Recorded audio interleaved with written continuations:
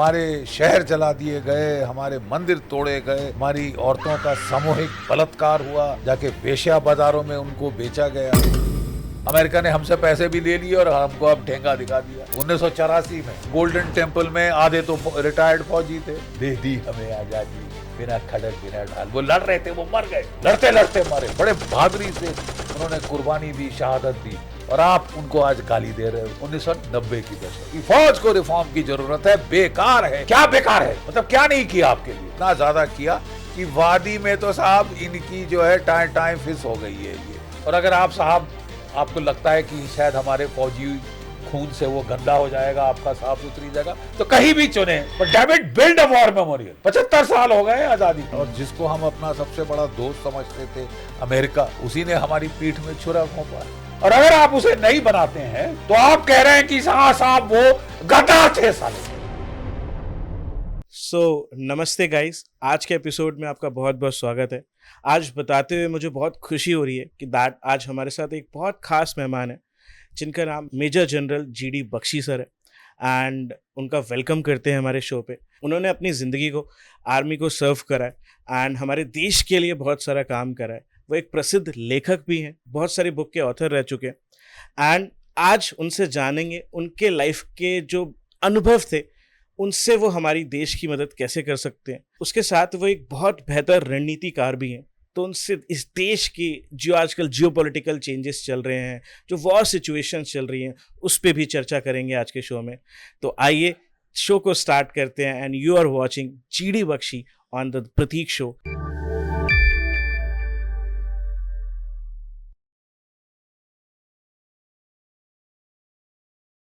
So let's welcome sir. How are you? Very good, thank you. And sir, thank you for coming to the show. And Thank you for having literally आप जैसे officers, आप जैसी सोच वाले लोग हमारे देश में एक बहुत अहम भूमिका निभा रहे हैं। आप अपनी सोच को शेयर करते हैं, आप बहुत सारे चेंजेस को लाने में हेल्प करते हैं, तो thank you for that. And sir, जैसे भारत को बुद्ध की भूमि बोला जाता है, एक बहुत पीसफुल हमारा जो नेचर है, that is very peaceful, right? But इस चीज़ का फ़ायदा बहुत सारे लोग गलत तरीके से उठाते हैं। इस पर आपका क्या कहना है सर? नहीं, यू आर डेड राइट। हम हमेशा बुद्ध की भूमि रहे हैं, शांति अहिंसा वगैरह की भूमि रहे हैं, लेकिन हमको रिटर्न में क्या मिला? Right. From the 10th century to the 17th century, एक के बाद एक इन्वेजन, हमारे शहर जला दिए गए, हमारे मंदिर तोड़े गए, हमारी औरतों का सामूहिक बलात्कार हुआ, जाके वेश्या बाजारों में उनको बेचा गया। अब साहब हमने भी तो कीमत तो बड़ी जम के चुकाई है ना साहब। बिल्कुल। We would like peace, who doesn't want peace? The armed forces, सबसे पहले तो हमको शांति पसंद है क्योंकि सफर हमारी फैमिलीज करती हैं, but then I think one has to be realistic. Personal, व्यक्तिगत रूप, I would like peace to prevail all over the world, but that is a normative desire. I have to look at the objective reality as a soldier and say there is chaos and mayhem happening in this world today. Right. Russia, Ukraine war, there is the Israel, Hamas, Israel, Hezbollah, Israel, Houthi conflict that is raging in the Middle East. 3 साल तकरीबन हो रहे हैं Russia Ukraine conflict के, but 1 साल के ऊपर हो गया है इसका। इजराइल का कॉन्फ्लिक्ट 1 साल हो जाएगा अभी अक्टूबर के महीने में। और उधर China, Taiwan, China, South China Sea, China Philippines, बिल्कुल हर जगह हम आग ही आग देख रहे हैं साहब। पूरे नेबरहुड में हमारे गदर मचा हुआ है। वहाँ मालदीव्स में एक हॉस्टाइल रिजीम आया, नेपाल में हमारे लिए प्रॉब्लम्स खड़ी की जा रही हैं, बांग्लादेश में तख्ता पलट कर दिया गया है विद स्पेसिफिक एम कि हम भारत को का जो प्रभाव है अपने ही क्षेत्र में उसे कम करें, भारत के लिए प्रॉब्लम्स खड़ी करें। ये अमेरिका की डीप स्टेट लगी हुई है। तो मैं तो कहना तो चाहूँगा कि ये शांति का युग है, कि I mean we all want shanti का युग। ये पागलपने का जो दौर चल रहा है हम सब चाहेंगे कि ख़त्म हो जाए। भारत प्रयास भी कर रहा है रूस और यूक्रेन के बीच में मध्यस्थता करने की, पीस टॉक स्टार्ट कराने की, बट थोड़ा सा हमको भी अपना गिरेबान में झांकना होगा कि हमारे आसपास किस तरह की विभीषिता क्रिएट की जा रही है, हमारे लिए प्रॉब्लम्स क्रिएट की जा रही हैं. We should be ready to face them. बिल्कुल सर, जैसे इतने सारे कॉन्फ्लिक्ट्स चल रहे हैं, इतने सारी सब कुछ चल रहा है, इससे भारत को क्या सीख लेनी चाहिए? क्योंकि भारत के आसपास भी काफी सारे दुश्मन देश हैं, भारत को क्या इससे सीख लेनी चाहिए? प्राइमरी सीख ये लेनी चाहिए कि if you want piece, B prepared for war. कि अगर आप शांति चाहते हैं, आपको युद्ध के लिए तैयार होना चाहिए. आप युद्ध के लिए तैयार हैं, कोई आपको छेड़ेगा नहीं. आप कमजोरी दिखाएं, आप अपनी फौजों का स्तर कम करें, आप ज्यादा बह जाएं अहिंसा के बहाव में, तो फिर आपके साथ वही होगा जो कि 10वीं से 17वीं शताब्दी तक हुआ. एक के बाद एक इन्वेडर, लुटेरा, आताताई, आक्रांता, जो मर्जी आए कि ये तो साहब बहती गंगा में सब हाथ धो सकते हैं, ये तो लड़ाई के लिए तैयार नहीं, लड़ना ही नहीं चाहते, इनको तो मारना सबसे आसान है. ये अगर हम देंगे तो फिर हमको शांति नहीं मिलेगी.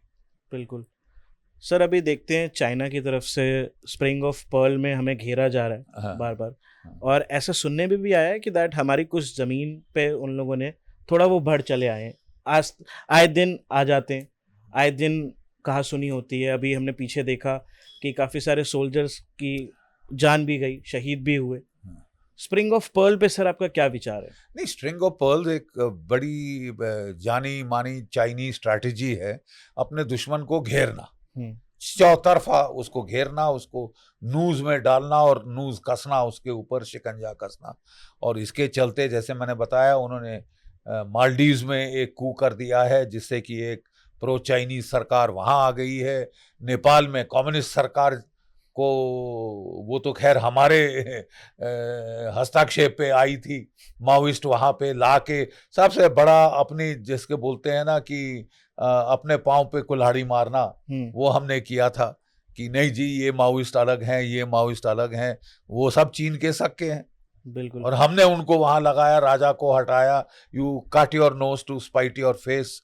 और अब हम खमियाजा भुगत रहे हैं साहब. लेकिन सोने पे सुहागा, सबसे बड़ा जो द ग्रेटेस्ट रीस्ट्रक्चरिंग ऑफ सब कॉन्टिनेंटल सिक्योरिटी, वो हुई थी 1971 में, जब हमने अमेरिका और चीन पाकिस्तान की मदद कर रहे थे, उसके बावजूद हमने पाकिस्तान के 2 टुकड़े किए थे, आज़ाद बांग्लादेश का निर्माण किया था. और आप समझ लिए कि 13 दिन के अंदर हमारी फौजें उनकी 550 किलोमीटर ईस्ट पाकिस्तान में जाके राजधानी ढाका पे कब्जा किया था. 93,000 कैदियों ने आत्मसमर्पण किया था. तो भारत ने अपनी प्राथमिकता साउथ एशियन क्षेत्र में वो उसका सिक्का जमा दिया था. बिल्कुल. अब इसको बिल्कुल अंडू कर दिया गया है. और जिसको हम अपना सबसे बड़ा दोस्त समझते थे, अमेरिका, उसी ने हमारी पीठ में छुरा घोंपा, उसी ने बांग्लादेश में तख्ता पलट कराया है, क्योंकि वो सरकार हमारे हितों का ध्यान रख रही थी, वो हितों के बरखिलाफ नहीं जा रही थी. काफी रिस्क उन्होंने भी लिए, उनको धमकाया भी गया था कि हमको सेंट मार्टिन आइलैंड चाहिए, चुपचाप से दे दो वरना. तो उन्होंने वरना मंजूर किया और उनका तख्ता पलट दिया गया है आज के दिन. तो ये तो हमारा इमीडिएट नेबरहुड है. वहाँ म्यांमार में गदर चल रहा है, चीन और अमेरिका का संघर्ष हो रहा है, उसमें हमारे हितों का नुकसान हो रहा है. बात हो रही है कि CIA एक क्रिश्चियन देश बनाएगी भारत म्यांमार के बॉर्डर पर. यानी वो तो भारत से अब साफ साफ दुश्मनी मोल लेनी शुरू कर दी है. बिल्कुल. तो अब हमको भी देखना पड़ेगा कि इससे ज्यादा हॉस्टाइल नेबरहुड हमने नहीं देखा. यस. और ये कह लेना कि हम सब फॉरेन पॉलिसी हमारी इतनी शातिर है कि हम उससे सारे युद्ध संभाल लेंगे, हमारी इंटेलिजेंस एजेंसी इतनी शातिर है कि कोई फौज की जरूरत नहीं, तो ये अपने आप को धोखा देना है, अपने आप को भलेखे में रखना है, जिसको हमको नुकसान हो सकता है. भारत को सतर्क रहना चाहिए. सतर्क अगर आप मरना चाहते हैं, एज ए देश खत्म होना चाहते हैं, तो आप सतर्क ना रहें. लेकिन You have to be alive, alert to what is happening in your neighborhood. बिल्कुल आग लग रही है आपके चारों तरफ साहब, आपके ऊपर तो फंदा का साटा जा रहा आपकी गर्दन के ऊपर। और मैं तो समझता हूं कि हमको थोड़ा सा सोच समझ के अब कदम फूंक फूंक के रखने होंगे, क्योंकि स्थिति बहुत गंभीर होती जा रही है। एक तो जो अमेरिका और रूस का सीधी भिड़ंत हो गई है, बिल्कुल इससे जो एक तटस्थ नीति को कायम रखना बड़ा मुश्किल होता जा रहा है, बहुत मुश्किल होता जा रहा है। लेकिन फिर भी एसेंशियल है कि हम अपने नेशनल इंटरेस्ट को सेफगार्ड करने के लिए तटस्थ नीति पे चलें, अपनी कायम रखें अपनी ऑटोनॉमी, अपनी औटार्की। लेकिन जिस तरह से हम पे दबाव डाला जा रहा है, अब हमको कुछ करना पड़ेगा, फैसले लेने पड़ेंगे, या तो इधर या उधर हमको कहीं सोच के जाना पड़ेगा। दो बड़े विकल्प हैं आज के, या तो आप अमेरिका के पिच्छे लग्गू बन जाएं। देखिए, एक सोच ये भी थी कि अमेरिका के और भारत के जो अब जियो स्ट्रेटेजिक इंटरेस्ट हैं वो कोइंसाइड कर रहे हैं, क्योंकि चीन बहुत उभर के आ रहा है। हाँ। चीन बड़ा आक्रामक तेवर दिखा रहा है, तो इसके चलते स्वाभाविक है कि भारत और अमेरिका के रिश्तों में मजबूती आएगी। लेकिन साहब, हमने सब कुछ कर लिया ये रिश्ते मजबूत करने के लिए, और उल्टे बांस हमको बरेली को पड़ गए। बिल्कुल ठीक है साहब, अब अमेरिका ने बोला कि हमने उनसे पोसाइडन मैरीटाइम रिकॉनेसांस एयरक्राफ्ट खरीदे, हमने C-17 ट्रांसपोर्ट एयरक्राफ्ट खरीदे, हमने उनसे प्रीडेटर ड्रोन का भी साइन करके आए हैं डील, और उसके अलावा वो जो अपाचे हेलीकॉप्टर, चिनूक हेलीकॉप्टर, ये सब खरीदे उनसे। और फिर बड़ी भारी अच्छी डील हुई थी कि भाई GE 404 और 414 जेट इंजन, जो कि हमारी कमजोरी है, हम नहीं मैन्युफैक्चर कर पा रहे अपने देश में, उसकी डील हुई थी कि हमारी तमाम जो LCA लाइट कॉम्बैट एयरक्राफ्ट हैं, तेजस एयरक्राफ्ट हैं, वो फ्लीट जल्द से जल्द हम बनाएं, और जो हमारे 1960 की दशक के MiG-21 जहाज हैं उनको रिप्लेस करें। अमेरिका ने हमसे पैसे भी ले लिए और हमको अब ठेंगा दिखा दिया, वो दे नहीं रहे, डिले कर रहे हैं जानबूझ के। अब ये तो हॉस्टाइल एटीट्यूड है ना साहब। और अगर कोई किसी को शक रह गया था हॉस्टाइल एटीट्यूड में, कि वो तो बिल्कुल इसमें है कि नहीं साहब, आप कोई तटस्थता का सवाल नहीं, आप नॉन अलाइन नहीं हो सकते, हमारा युद्ध है रूस के साथ, आपको भी उस युद्ध में तकरीबन शरीक होना पड़ेगा। हाँ। ठीक है। और इसके चलते अब हमारे लिए बड़ी समस्याएं खड़ी हो रही हैं। जैसे कि बांग्लादेश में उन्होंने जो तख्ता पलट किया है, ये तो एकदम शरेआम हॉस्टाइल एक्ट, बिल्कुल हॉस्टाइल एक्ट है। और हमको समझना पड़ेगा कि हमारे दोस्त हैं या हमारे दुश्मन हैं। अमरीकी कह रहे हैं कि साहब आप रूस से हथियार मत खरीदो। हाँ। ठीक है साहब, हम आपसे हथियार खरीदेंगे, लेकिन हमने देखा कि जहां आपसे हथियार खरीदे, कोई जरूरी हथियार खरीदा, आपने उस पर रोक लगा दी, आप पलट गए। और जबकि रूस एक रिलायबल और टेस्टेड फ्रेंड रहा है। बिल्कुल, जो भी उसने कहा है वो देगा, उसने दिया है। बिल्कुल, उसने कभी अड़ंगे नहीं लगाए, कभी बीच में हमको अड़ंगी नहीं लगाई, हमको ट्रिप नहीं किया इस तरह जैसे कि अमेरिका ने किया है। तो आपको भी सोचना पड़ेगा कि कहाँ तक हम इनको ट्रस्ट कर सकते हैं।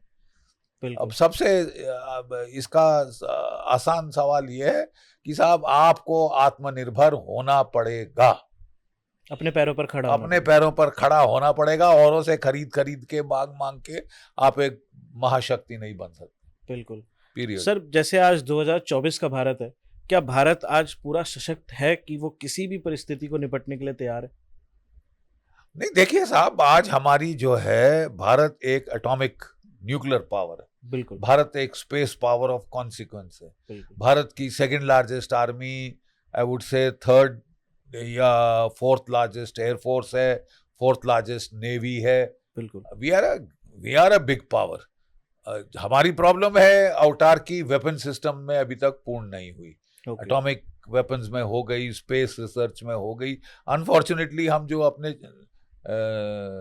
कन्वेंशनल वॉरफेयर के हथियार हैं, उनमें अभी तक खासकर jet engine, ship engine, tank engine में थोड़ा फर्क पड़ गया है, लेकिन बाकी जेट और शिप इंजन में हमारी अभी भी कमजोरी है, वो चीन की भी है।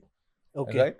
But the fact of the matter is कि अब हमको इसको जल्द से जल्द पूरा करना पड़ेगा, नहीं तो हमको इस टाइप के धोखे खाने पड़ेंगे जैसे अभी अमेरिका ने हमको दिया है बार बार देखने को जो हमें मिल रहा है। ये एलसीए की डील में। ये तो मतलब हमको कम से कम 42 स्क्वाड्रन चाहिए तो 45।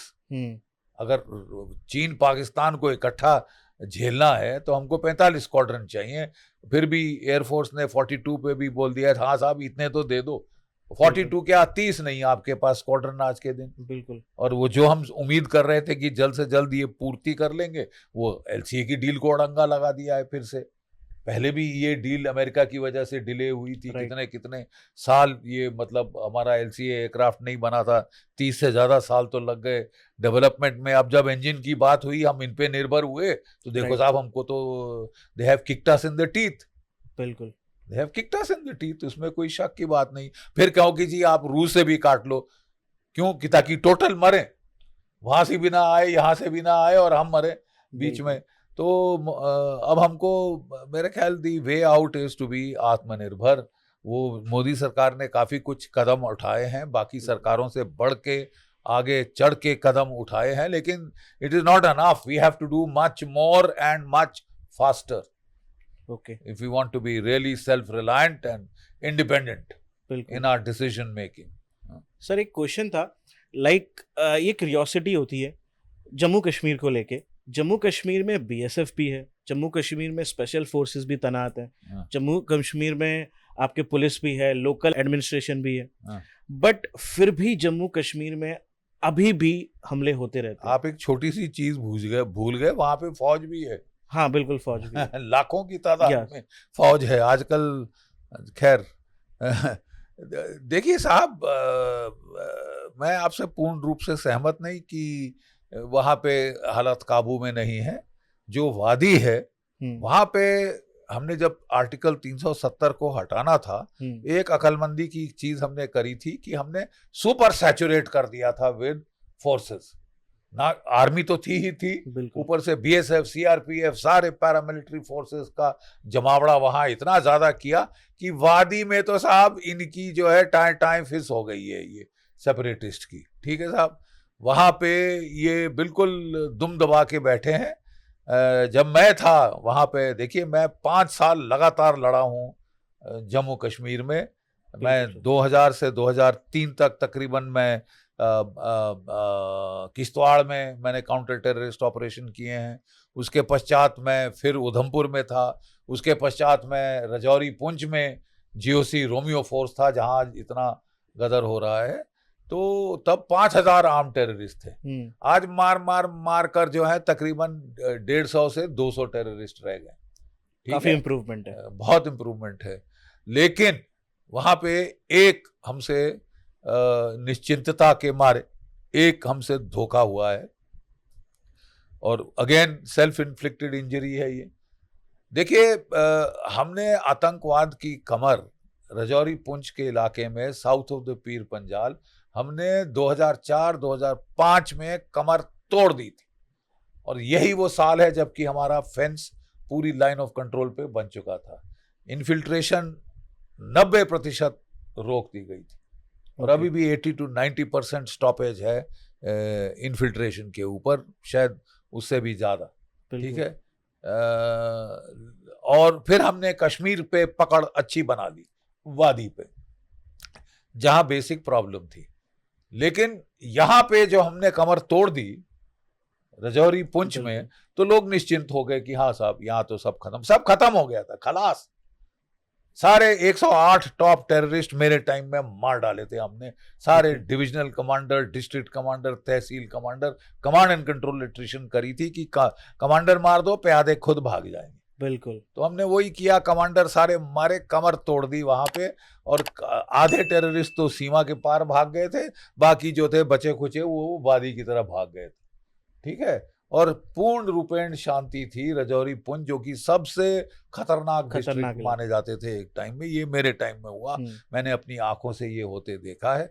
फिर निश्चिंतता आई। मेरे टाइम में 18 पलटने थी रोमियो फोर्स में, बाद में घटा के 7 कर दी, नेचुरली कि यहाँ तो कुछ हो ही नहीं रहा, तो यहाँ क्यों ट्रूप्स वेस्ट करें। फिर 2020 में चीन ने आंखें दिखाई, लद्दाख में, तो फिर वहां पे पूरा यूनिफॉर्म फोर्स कोई 20,000 की फौज उठा के हमने लद्दाख भेज दी। वो रियासी का इलाका खाली हो गया, उधमपुर का इलाका, कठुआ का ऊपर का इलाका चाइना की तरफ भी हमारा काफी तेज रोडवेज एंड डेवलपमेंट चल रहा है। नहीं वो तो चल रहा, वो तो चलना जरूरी है, वो तो लॉन्ग ओवरड्यू था, वो तो 1960 के पहले हो जाना चाहिए था। लेकिन अब आप ना करो तो फिर आप कभी ना कभी तो करना पड़ेगा ना साहब। तो मतलब तवज्जो उस तरफ गई।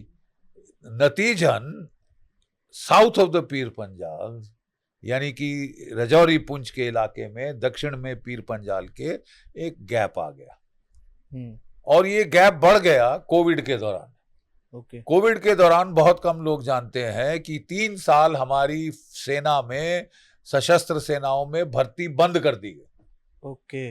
हर साल 60,000 लड़के रिटायर होते हैं। तो 60 तिया 1,80,000 की फौज आपने काट मारी, काट डाली। अब क्या सोच के मुझे नहीं समझ आ रहा कि ये एक तबका है हमारी ब्यूरोक्रेसी में, हमारी फौज के अंदर भी है, हमारी कुछ लीडरशिप का भी ये सोचना है कि ये फौज की ताकत फालतू है, ये मतलब थूक लगा रहे हैं सरकार को, ये इनको तनख्वाह देना लोगों को पता नहीं कई बारी अखरना शुरू हो जाता है, और काट दो फौज काट दो। अरे साहब आपके खतरे बढ़ रहे हैं, कम नहीं हो रहे। लड़ाइयां आपकी सारी पहाड़ों में, माउंटेन्स ईट अप ट्रूप्स। और अगर आपको कोई भी शक था कि सोच ये थी कि साहब हम फौज काट देंगे, नफरी काट देंगे, हथियार लेंगे अच्छे अच्छे और ज्यादा ताकतवर हो जाएंगे। अब मैं साहब आपके सामने एक ट्रेलर आंखों के चल रहा है, रूस यूक्रेन की वॉर। ठीक है, रूस के पास हथियारों की कमी है, बिल्कुल नहीं सर, आप उनसे हथियार खरीद रहे हैं, सही बात है। ठीक है साहब, उसके पास कमी थी तो मैन पावर की, और उसको लेने के देने पड़ गए। जो 10 दिन में कहा जा रहा था कि ये लड़ाई खत्म हो जाएगी, रूस उनको रगड़ देगा, तो रूस ने क्या किया साहब कि 1.5 लाख की फौज से हमला किया यूक्रेन की फौज, जो 2.5 लाख थी टू स्टार्ट विद, और मोबिलाइजेशन के बाद 5.5 लाख 6 लाख बन गई। ठीक है साहब, और पहले तो रूस ने अपनी टैंकों शैंकों की जो सुपीरियरिटी थी, एयर सुपीरियरिटी की वजह से जो सब इलाका लेना था वो ले लिया, लेकिन जब उसको पकड़ के रोक के डिफेंड करना था तो उनकी ऐसी तैसी हो गई। ठीक है साहब, और उनको 3 लाख फौजें और उनको मोबिलाइज करनी पड़ी, और अब तो उसको 1.5 मिलियन मोबिलाइज करनी पड़ रही। 1.5 मिलियन वो तक लाना चाहते हैं वो अपनी फौज को। तो मतलब कोई 7 लाख और वो अभी मोबिलाइज करेंगे, क्योंकि उनको कम पड़ रहा है। सही बात है। जहां खाली छोड़ा वहां हमला हो गया। उन्होंने खारकीव खाली छोड़ा, खारकीव पे अमेरिकन सैटेलाइट्स ने देख लिया, बोला यूक्रेन को चढ़ जाओ, वो चढ़ गए। कुर्स्क खाली था कि कोई ट्रूप्स नहीं है यहाँ पे, चढ़ जाओ, तो वो चढ़ गए उधर भी। तो फिर जहां आप ट्रूप्स खाली छोड़ोगे तो आप गैप छोड़ोगे, गैप में दुश्मन पूरा फायदा उठाएगा। तो साहब ये जमाना बोथ मैन पावर और हाईटेक दोनों का है कि हम मैन पावर ही काट देंगे साहब, हम तो सब रोबोट से फाइटिंग कर लेंगे, तो नहीं होगा। मतलब ये सब थियोरेटिकल नॉनसेंस और मूनशाइन है। हमें we'll have to have the man power. ये जो 1,80,000 का बेवजह का कट कर दिया गया है, इसको हमको मेकअप करना पड़ेगा। उसके पश्चात अग्निवीर स्कीम आई, उसके तहत हम हर साल 46,000 ले रहे हैं, जबकि हम 60,000 रिटायर होते हैं। यानी हर साल आप अपनी फौज काटे जा रहे हो। मुझे समझ नहीं आया कि हम कह रहे हैं कि हम 5th लार्जेस्ट इकोनॉमी बन गए हैं, हमें पैसे की ये किल्लत कहाँ से आ गई है, नंबर 1। नंबर 2 बात ये है कि भाई आप इस तरह मैन पावर रिड्यूस करते जाएंगे, लड़ाई आपकी पहाड़ों में है, लड़ाई आपकी पाकिस्तान के साथ भी पहाड़ों में, ठीक है, क्योंकि ज्यादातर लड़ाई जम्मू कश्मीर तक ही सीमित रहेगी, ऐसा दिखाई दे रहा है। ठीक है साहब, उस वक्त आप मैन पावर काटे जा रहे हो। आपकी आबादी 1.5 अरब है, मैन पावर की कोई कमी है आपको? उसमें से 50% जो लोग हैं वो 26 वर्ष की आयु के नीचे हैं, सब नौकरियां ढूंढ रहे हैं। आपकी सबसे बड़ी प्रॉब्लम एम्प्लॉयमेंट देना है, राइट, जॉब क्रिएशन आपकी सबसे बड़ी प्रॉब्लम है। ऐसे माहौल में अपनी फौज से 1,80,000 की जॉब काट देना और काटते जाना, आप कर क्या रहे हैं? आप अपने पांव पे सीरियस कुल्हाड़ी मार रहे हैं। और ऐसे टाइम पे जबकि चारों तरफ हम जितना भी बोले कि शांति का जमाना, जितना भी चाहे कि शांति का जमाना है, गदर मच रहा है साहब चारों तरफ। वर्ल्ड वॉर 1 वर्ल्ड वॉर 2 की हालात हो गई है। और फिर मुझे नहीं समझ आ रहा, पहले तो सोच विचार में तालमेल होता था, समझ आ जाता था, लेकिन अब हम थोड़े जो पुराने सिपाही हैं वो थोड़े हैरान हो रहे हैं। और मैंने बहुत जंगें देखी हैं, मैं सिर्फ थ्योरी मास्टर नहीं हूँ जैसे कि कई आजकल के होंगे हमारे लोग, लेकिन मैं एक के बाद एक मैं 71 की लड़ाई लड़ा हूँ, मैं पंजाब में काउंटर टेररिस्ट ऑपरेशन लड़ा हूँ, मैं कारगिल में युद्ध लड़ा हूँ पूरा ठेठ पाकिस्तान की फौज से, फिर किश्तवाड़ में मैंने काउंटर टेररिस्ट ऑपरेशन किए हैं, रजौरी पुंछ में काउंटर टेररिस्ट ऑपरेशन किए हैं। 37 साल का सैनिक जीवन आधा तो मेरा लड़ाई के मैदान में रहा है। तो मैं इस तजुर्बे से बोल रहा हूँ कि हमको अपनी मैन पावर कट जो हम कर रहे हैं उसको रिस्टोर करना होगा, नहीं तो हम अपने लिए प्रॉब्लम्स खड़ी कर रहे हैं। बिल्कुल सर, सरकार का अग्निवीर स्कीम पर ये कहना है कि दैट हमने अग्निवीर स्कीम इसलिए लाई है ताकि हम आर्मी में यंग लोगों को ज़्यादा प्रोत्साहन दे सकें, यंग लोगों को ज़्यादा ला सकें। नहीं, बिल्कुल सही कह रहे हैं। वो जो कारगिल रिपोर्ट थी उसने कहा था कि हमको यंग आर्मी करनी चाहिए। कारगिल रिपोर्ट की रिकमेंडेशन है, आप पढ़ सकते हैं कि जो सर्विस है जवानों की 17 साल से काटकर 7 से 10 साल कर दी जाए। लेकिन कहाँ 7 से 10 साल और कहाँ 4 साल। बिल्कुल मेरे को अब ये समझ नहीं आया ना, अगर तो आप कारगिल रिव्यू कमेटी रिपोर्ट आप कह रहे हैं आप इंप्लीमेंट कर रहे हैं, तो वो कहती है कि 7 से 10 साल। बिल्कुल। अब वो रिव्यू कमेटी को तो आपने अलग झाड़ मुनीर साहब 4 साल। अब 4 साल में वो लड़का, देखिए ना सिर्फ यंग चाहिए होता है, तजुर्बा भी चाहिए होता है। बिल्कुल। हमारे टाइम में राष्ट्रीय राइफल में 3 साल की कम सर्विस वाला लड़का भेजते नहीं थे कि वो ट्रेन जब पक्का हो जाएगा तब उसको लड़ाई के मैदान में भेजेंगे। राइट। केवल यूथ पे नहीं चलता ना। अब ये जिन्होंने कभी लड़ाई नहीं लड़ी, अगर वो लोग फेर बदल ऐसा करना लगे तो फिर थोड़ा नुकसान होना शुरू होता है। तो देखिए मेरा कहना ये है कि अग्निवीर की स्कीम मैं उसका बेसिक प्रीमाइज अच्छी तरह समझता हूं कि सरकार का कहना यह है कि हमारा पे का बिल सर्विंग फौज का 1,06,000 करोड़ है आज के दिन सालाना। हमारा पेंशन का बिल 1,11,000 करोड़ है। Quite obviously it is not viable. कब तक चलेगा? बिल्कुल, कब तक चलेगा? कुछ ना कुछ तो आपको करना ही सोल्यूशन चाहिए। तो सरकार ने सोल्यूशन करी अग्निवीर। मैं समझ रहा हूं कि ये सोल्यूशन जरूरी थी, लेकिन आपको इसको ट्वीक करना बहुत जरूरी है। आपको ऑपरेशनल एफिशिएंसी भी तो देखनी है ना। Right. You have to see operational efficiency. आपने ट्रेनिंग का पीरियड 1 साल से 6 महीने कर दिया है। फिर वो लड़का छुट्टी भी काटनी है तो वो रह गए उसके 3 साल। 3 साल में वो कितना कुछ सीखेगा? जब वो सीख जाएगा वो बाहर चला जाएगा, नए सिरे से लाके आप लड़का ट्रेन करेंगे। आप मुझे बताइए, अगर पलटन सियाचिन में है, पलटन आपकी काउंटर टेररिस्ट ऑपरेशन में है, लद्दाख में है, तो वो सीओ लड़ाई करेगा या लड़के ट्रेन करेगा? सही बात है। ठीक है।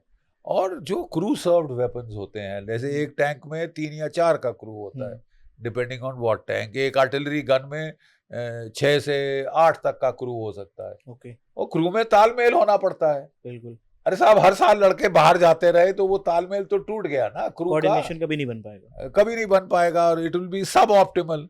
तो हमारा, देखिए मैं केवल क्रिटिसाइज नहीं कर रहा, मैं देखिए साहब 37 साल इस देश की सेवा करी है, हर लड़ाई का मैदान देखा है, और वो तजुर्बे की बुनियाद पे मैं सुझाव दे रहा हूं कि साहब आप 4 साल से बढ़ाकर 7 साल कर दें, और जो आपने बोला है हम केवल 25% रखेंगे उसको 75% कर दें, और यही बहुत फर्स्ट क्लास स्कीम बन जाएगी। हमें बताया गया था कि एक रिव्यू भी हो रहा है। अब इसके ऊपर मतलब बिल्कुल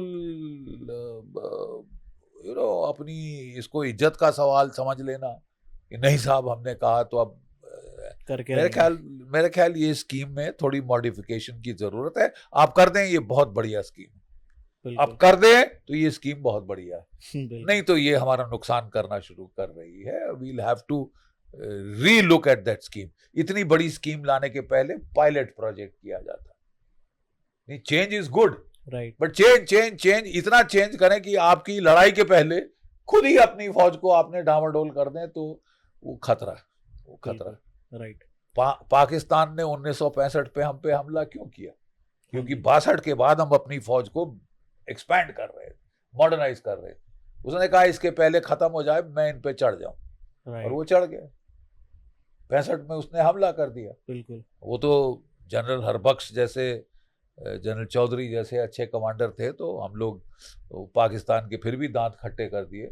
लेकिन बड़ा खतरनाक चीज है, क्योंकि ऐसे चेंज के फेज में वो आर्मी की इंस्टीट्यूशन डिस्टेबलाइज हो जाती है। टाइम लगता है चेंज को स्टेबलाइज होने में। We should know how to manage change. Right. अब हम देख रहे हैं कि भारत के अंदर ना ब्यूरोक्रेसी में कोई रिफॉर्म हुआ, ना पुलिस में रिफॉर्म हुआ, ना जुडिशरी में रिफॉर्म हुआ। हाथ धो के पड़ गए कि फौज को रिफॉर्म की जरूरत है। बेकार है। क्या बेकार है? मतलब क्या नहीं किया आपके लिए? कौन सी, सिवाय 1962 जो कि सब पॉलिटिशियंस की वजह से वो हार हुई थी, सारी लड़ाइयां जीत के दी हैं। One institution that was functional in this country was the arm forces. Right. और हम सारे के सारे हम इनको लड़ना सिखाएंगे। पहले साहब आप लड़े हैं?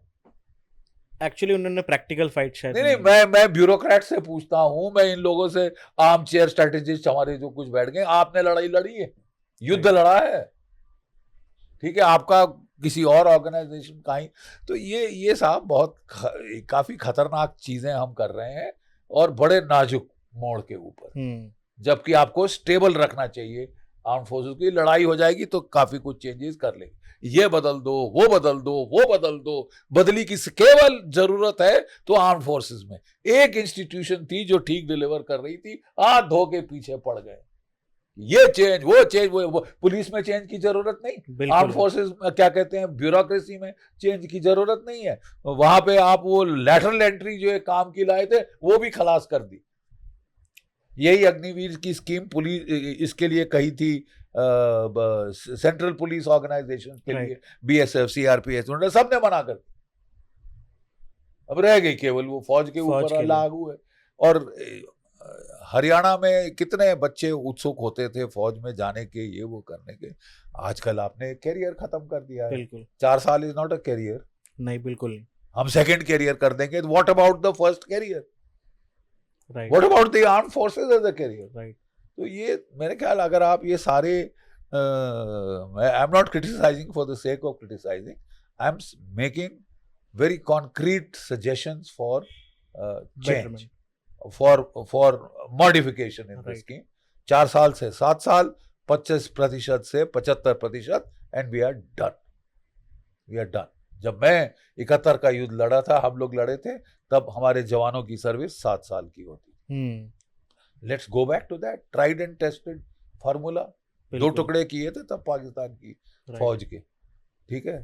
तो थ्योरी श्योरी बहुत अच्छी होती है, बैठे कि मैं तो नया नेपोलियन हूं, मैं ये चेंज, मैं वो चेंज कर दूंगा। थोड़ा तजुर्बा भी चाहिए होता है लड़ाई के मैदान का, और सारी थ्योरी धरी की धरी रह जाती है वहां जब पहला गोला फटता है, हमने देखा। Right, absolutely sir. Jammu and Kashmir में 300, आज पहली बार 370 लागू हुई है, और उसके बाद पहले इलेक्शन हो रहे हैं 370 लागू होने के बाद। क्या आपको लगता है जो अपकमिंग गवर्नमेंट उधर बनेगी उससे रिजॉल्व हो पाएगा और बेटर सिचुएशंस क्रिएट हो पाएंगी? नहीं, देखिए, democracy is essential, elections are essential, और मुझे I am very happy, record turnouts आ रहे हैं। 80% का टर्नआउट वो डोडा किश्तवाड़ में अभी आ गया है। पाकिस्तान पूरा जोर लगा रहा था कि किसी तरह इलेक्शंस को डिसरप्ट करे, तो अभी तक तो वो नहीं कर पाया, बिकॉज फोर्स लेवल आर्मी ने बढ़ाया है, सेंट्रल पुलिस ऑर्गेनाइजेशंस ने बढ़ा दिया है, काफ़ी बढ़ गया है वहाँ पे। और अब जो है हमको ये जो है डेमोक्रेटिक एक्सरसाइज करनी जरूरी थी। It had to be done. काफी देर से वो पेंडिंग था। 370 जो हुआ है, बहुत अच्छी चीज हुई। इसको तो आज से कोई 50 साल पहले कर दिया जाना चाहिए था। ये तो लागू ही नहीं होना चाहिए था। बिल्कुल। It was a treachery to the country. जब शेख अब्दुल्ला को नेहरू जी ने भेजा था डॉक्टर अंबेडकर साहब के पास, भीमराव अंबेडकर के पास, कि ये जरा कॉन्स्टिट्यूशन में बदली कर दीजिए, स्पेशल स्टेटस दीजिए कश्मीर का, तो पता क्या बोला था भीमराव अंबेडकर ने अब्दुल्ला को, शेख अब्दुल्ला साहब को? उसने बोला था, you want India to pay for the roads, your hospitals, your schools, your infrastructure, and then Indians will have no rights there. India, you will call the shots. This is treachery and I will not do it. ये देश के साथ गद्दारी है और मैं नहीं करूंगा. ले जाइए अपना तशरीफ का टोकरा. तो फिर वो उनको भेजा गोपाल स्वामी अयंगर के पास और उसने बैकडोर से ये 370 ले आए और 35A ले आए. बकवास. It had to be removed. अच्छा है कि रिमूव हुआ. अब देखिए उस लाल चौक में जहां पे तिरंगा लगाने पे वो वहां की पुलिस हड्डी पसली तोड़ दी थी. हमारे लीडर भी जाते थे बेचारे तो चोरी छुप जाके वो एक फहरा के वहां से भागना पड़ता था. आज देखो वहां तो लाइटें जल रही हैं तिरंगे की. बिल्कुल. और आप जाएं डल लेक के ऊपर, तिरंगे ही तिरंगों की बहार मिलेगी. कहाँ है पत्थरबाज? सही बात. सब खत्म कर दिया है. ये महबूबा मुफ्ती के चमचे जो थे उस वक्त, सबसे बड़े तो खतरनाक सांप ये है आस्तीन के. सारे जो पत्थर फेंके जाते थे उनको कलेक्ट करा के वापस पत्थरबाजों को देते थे. अब कहाँ है पत्थरबाजी? हो गई खत्म की. बिल्कुल बिल्कुल. अब ये सॉल्व हो चुका है. और ये प्रॉब्लम आपने इसलिए सॉल्व करी है कि आपने ट्रूप डेंसिटी बढ़ा दी. अब यही ट्रूप डेंसिटी आप जरा दक्षिण साउथ ऑफ पीर पंजाल भी बढ़ा दीजिए, कोई प्रॉब्लम नहीं होगी. मैन पावर आप नहीं काट सकते. राइट. आप मैन पावर में गैप क्रिएट करके, आप जैसे रूस में कभी खार्किव में हमला हो रहा है, कभी कुर्स्क में हमला हो रहा है, आप गैप छोड़ेंगे तो हमला होगा.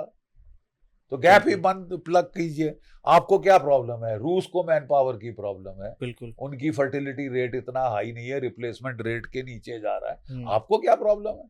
कोई प्रॉब्लम नहीं. आपके पास बंदे ही बंदे हैं जिनको नौकरियां चाहिए. हम नौकरियां देने के बजाय उनकी नौकरियां काटनी शुरू करें तो हम तो पांव पे कुल्हाड़ी मार रहे हैं ना साहब. एब्सोल्युटली सही बात. हम पांव पे कुल्हाड़ी मार रहे हैं. बिल्कुल. सर, जियोपॉलिटिकल के विषय में जैसे हमने बात करी, सर मैं चाहता हूँ हम इस देश के बारे में बात करें. इस देश में आजकल आप देख रहे होंगे कि दैट क्राइम रेट है, आप देखते हो उसमें सडन थोड़ा इंक्रीमेंट है. आजकल गैंगस्टर सरेआम किसी को भी धमकी चली जाती है.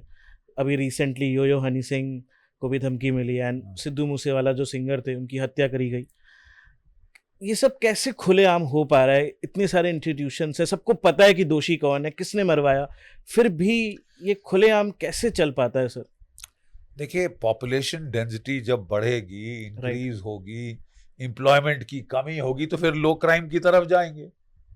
आई मीन स्वाभाविक है भाई. पेट पालना है तो उसको और कुछ नहीं जरिया मिला तो वो फिर बंदूक उठाएगा. क्राइम. यू सी, हमें कहा जा रहा था कि कोई अग्निवीर लॉरेंस बिश्नोई के गैंग में नहीं जाएगा, माओइस्ट के पास नहीं जाएगा, उसके पास नहीं जाएगा, बशर्ते कि उसको दूसरी नौकरी मिले. सही बात है. नहीं मिलेगी तो वो क्या करेगा? वो यही करेगा. आप कह रहे हैं कि नहीं जाएगा, वो हमने उसको इतना पेट्रियोटिक बना दिया है. 3 साल में क्या पेट्रियोटिक आपने उसको बनाएंगे? ठीक है.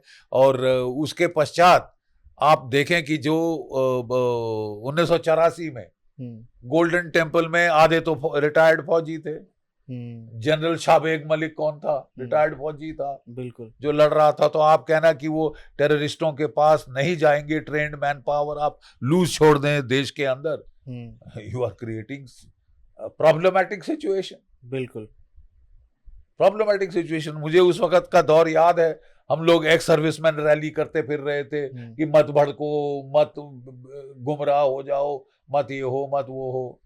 तो थोड़ा जल्दबाजी में कई चीजें हमने की हैं. अब आराम से हम उन पे फैसला ले लें. Self correction is a very good thing. अगर हम अपने आप को सेल्फ करेक्ट कर लें तो दुश्मन हमको करेक्ट करे. राइट. उससे काफी हालात सही हो सकते हैं. बहुत. ओके. अभी रिसेंटली अभी न्यूज़ में आपने देखा होगा कि दैट तिरुपति के मंदिर में एक हमारे देश के बहुत बड़े धर्म के साथ एक घटना करी गई कि दैट उधर चर्बी का, गाय की चर्बी मिला दी गई प्रसाद में और मछली का तेल मिला दिया गया प्रसाद में. और इससे बहुत सारे लोगों की भावनाओं को ठेस पहुंची है। और इवन अब लोग मंदिर जा रहे हैं तो वो प्रसाद भी नहीं खा रहे हैं। लोगों को नेचुरली पहुंचेगी ठेस, क्यों ना पहुंचे भाई। हम जाके शुद्ध चीजें एक्सपेक्ट करते हैं, सात्विक चीजें एक्सपेक्ट करते हैं, और उनके तो आपने तो डेफिनेटली भावनाओं को ठेस पहुंचेगी। And it should be inquired into and the guilty people should be brought to book. Adulteration is a major bloody crime here. बिल्कुल, ये हमारी नेशनल हेल्थ के खिलाफ एक जुर्म कर रहे हैं लोग। आपको क्या लगता है ऐसा क्यों ये करा गया है? इसके पीछे क्या वजह हो सकती है? सी आपकी सोसाइटी का जो एक वैल्यू सिस्टम है, जब वो अंदर से करोड़ हो जाए तो फिर ऐसी चीजें होंगी। अगर वैल्यू एकमात्र रह जाए पैसा पैसा पैसा और पैसा, जैसे कमाऊं जैसे तैसे, चाहे लोग मरे ना मरे, मेरे को क्या रहता है, मेरे को चाहिए कार बंगला गाड़ी ये सब, और पैसा चाहिए मेरे को, तो ये पैसे के लिए आप कुछ भी करने को तैयार। कोई वैल्यूज नहीं रह गई, कोई मूल्य नहीं रह गए, कोई देशभक्ति नहीं रह गई, कोई आस्था नहीं रह गई आपकी, तो फिर इस टाइप की चीजें तो होंगी। मतलब व्हाई आर यू सरप्राइज्ड? ये वेस्टर्न कल्चर अडॉप्ट करने की वजह से है, या जो हमारी संस्कृति थी उसको दबा दिया गया है इस वजह से है? देखिए, आप इस तरह देखिए कि जब मैं मूल्यों की बात करता हूँ, हाँ जी, अगर आप सनातन धर्म की बात करें तो बिल्कुल। हमारा जो रूट्स हैं वो वेदों में है। राइट, बाकी सब बाद में आता है। एब्सोल्युटली। वेदों के बाद उपनिषद आए, उपनिषद आरण्यक आए, ब्रह्मांड आए। ये एक ग्रुप ऑफ लिटरेचर है, ये हमारा बेसिक आदि लिटरेचर है। बिल्कुल। उसके बाद एपिक्स आए, उसके बाद पुराण आए, वगैरह वगैरह वगैरह। लेकिन हमारी जो मूल्य सभ्यता थी वो हमारे ऋषि मुनि गांव शहर छोड़कर जंगलों में आश्रम बनाते थे, वहां ध्यान साधना पूजा अर्चना करते थे। Right, away from consumerism, away from materialism. Right. फिर क्या हुआ साहब कि जब पौराणिक काल आया तो हमारे आश्रम वनों में खत्म हो गए।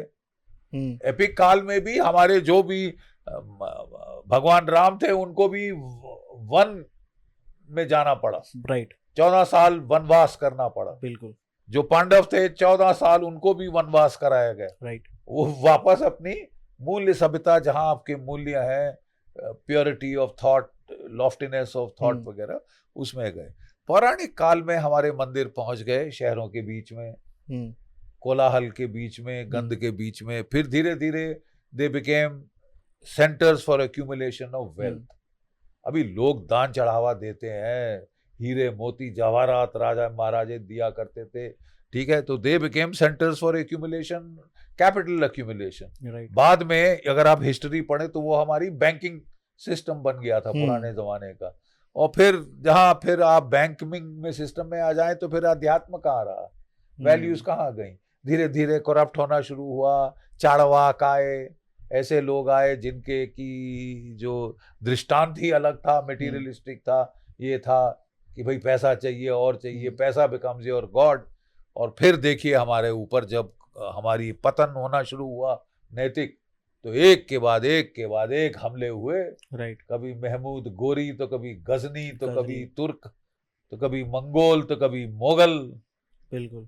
उज्बेकिस्तान से आए मोगल, कोई हमारे यहाँ की पैदाइश नहीं है, ठीक है।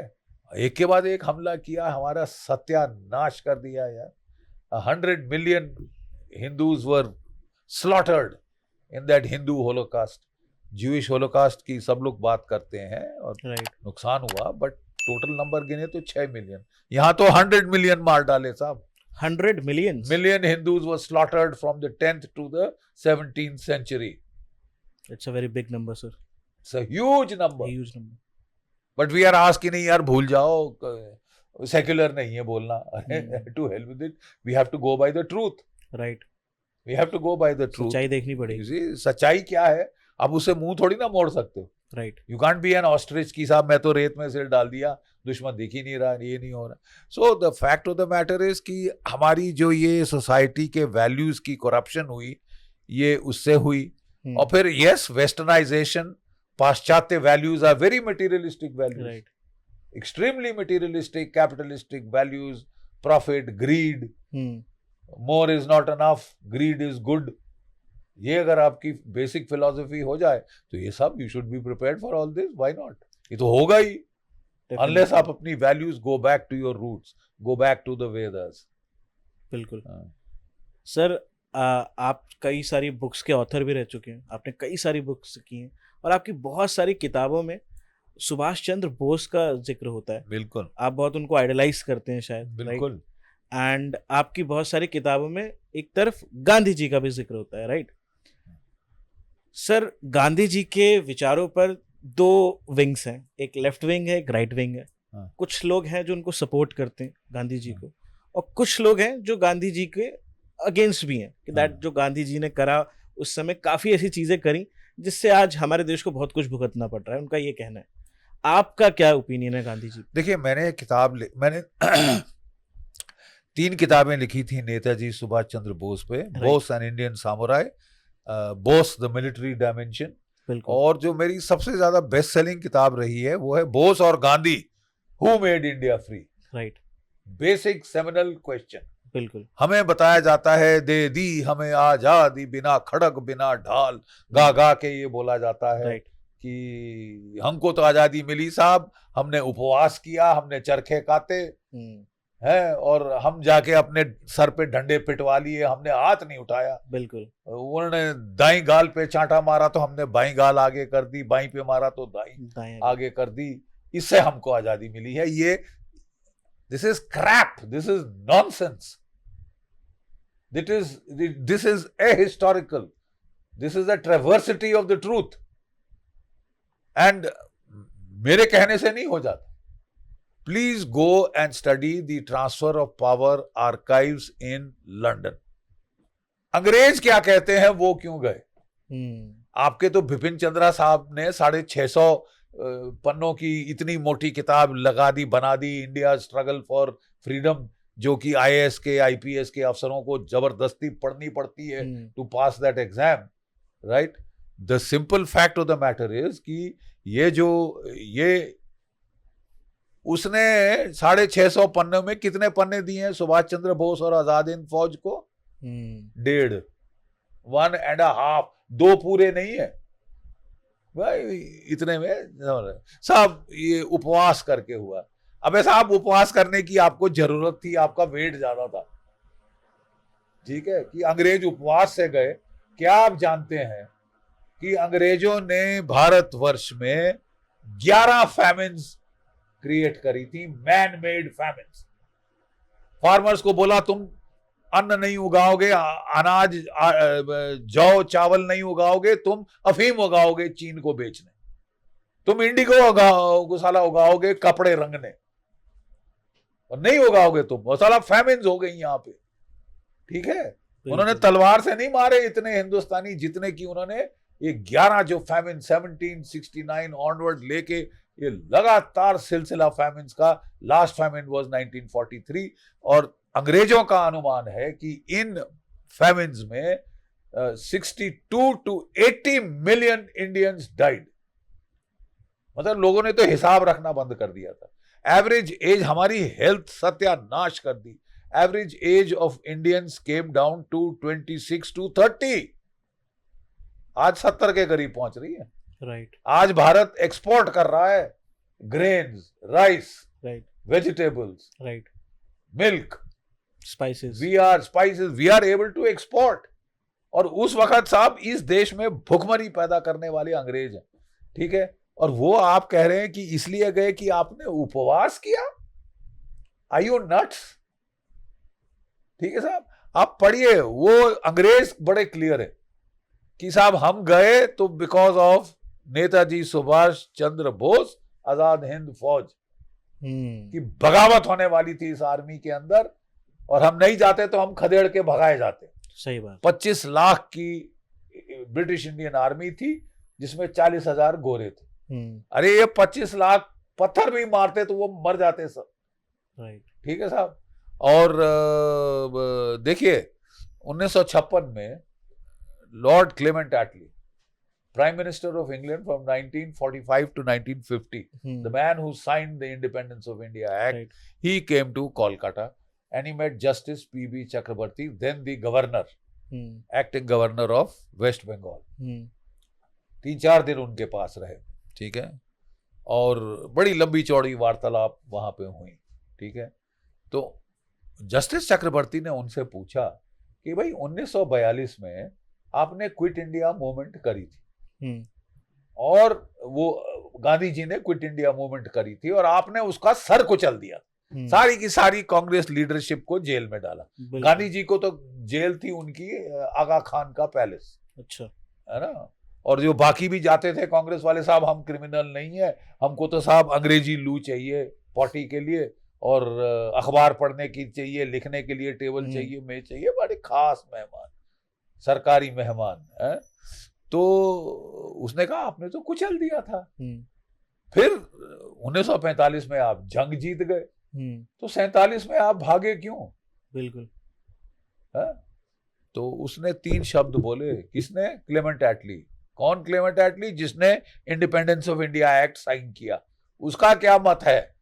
आपका अपने बारे में क्या ख्याल है कि साहब मेरे मन में लड्डू फूट रहे हैं, मेरे ख्याली पुलाव क्या है, बकवास है सारा। उसने बोला 3 शब्द, सुभाष चंद्र बोस, आजाद हिंद फौज। कहते हैं हमारी आर्मी की लॉयल्टी उसने हिला दी थी अंग्रेजों के प्रति, ठीक है। वो इम्फाल और कोहिमा की लड़ाइयां हार गया, वो जंग जीत गया आजादी की। क्यों? क्योंकि आजादी के बाद जब वो लड़के यहां पे आने शुरू हुए, 60,000 की थी आजाद हिंद फौज, और क्या आप जानते हैं उनमें से 26,000 शहीद हो गए। 26,000 की शहादत को आप अहिंसा बोलते हैं? You insult the parents of those martyrs. Right. You insult their parents. You insult their sacrifice. दे दी हमें आजादी बिना खड़क बिना ढाल। वो लड़ रहे थे, वो मर गए, लड़ते लड़ते मरे, बड़े बहादुरी से उन्होंने कुर्बानी दी, शहादत दी, और आप उनको आज गाली दे रहे हो। हा? क्या आप जानते हो कि जब नेहरू जी आए तो जो पहला गवर्नर जनरल इंडिया का कौन अपॉइंट किया उन्होंने? लॉर्ड लुई माउंट बैटन, एक अंग्रेज। अरे 250 साल की आजादी की स्ट्रगल, और उसके बाद आप एक अंग्रेज ही मिला आपको लाने के लिए। Pakistan had the self-respect, the decency to choose a Pakistani as the first Governor General, Mohammad Ali Jinnah. आपको करोड़ों भारतीयों में एक नहीं मिला जो चार्ज ले सकता था गवर्नर जनरल का, और उसका पहला आदेश था एक भी आजाद हिंद फौज का सैनिक भारत की फौजों में वापस नहीं लिया जाएगा। उनकी पेंशन बंद कर दी, भूखों मरने सड़कों पे छोड़ दिया कि ये गद्दार हैं, गद्दार जिनकी वजह से आप आजाद हो। नहीं तो साला हर क्लब के बाहर, जिमखाना क्लब और इस क्लब के बाहर एक बोर्ड होता था, Indians and dogs not allowed, भारतीय और कुत्ते अंदर नहीं आ सकते। ये सारा जो है ये निजाम को हिला के छोड़ा था जड़ से सुभाष चंद्र बोस ने। खासकर जब आईएनए ट्रायल्स हुई थी रेड फोर्ट में, पूरा देश में आग लग गई थी। और उसके बाद फरवरी 1946, 18 फरवरी 1946 भारतीय रॉयल इंडियन नेवी में रिवोल्ट हो गया, ठीक है। गदर मच गया 1857 जैसा। 1857 का गदर किसने किया था? भारत की फौजों ने, तत्कालीन फौजें, प्रेसिडेंसी आर्मी।